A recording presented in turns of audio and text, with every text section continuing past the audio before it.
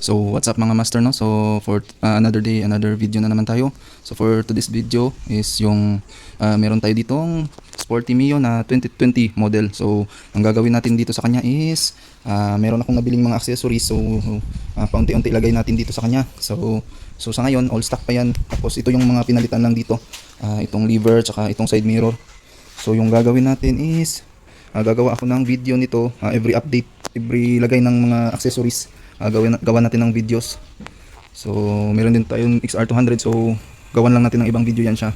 So dito tayo sa Sporty Mio natin. So mamaya papakita ko yung mga accessories na lalagay natin dito na nabili ko na. So lapitan natin yung Mio natin. So all stock pa to siya mga master, oh. Yan. Yung napalitan lang dito is itong lever tsaka itong side mirror. The rest yan all stock. Ito pa pala, hindi na to stock. So napalitan na yan. Yan. So yung gulong pinalitan ko na rin yan. So yung ibang accessories, so gagawa natin yun ng video para update natin itong ating Sporty Mio. Ayan. So ito siya ngayon.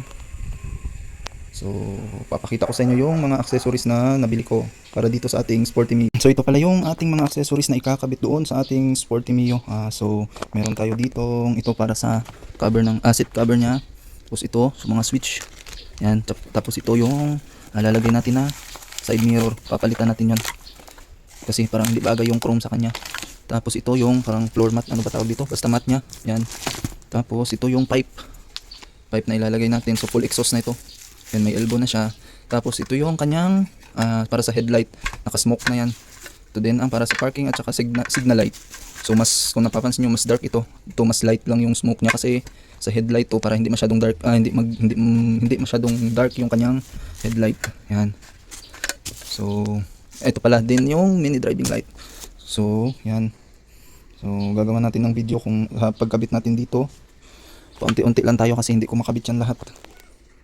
So kung gusto niyo ma-update mga master, subscribe lang kayo sa ating channel. Thank you mga master.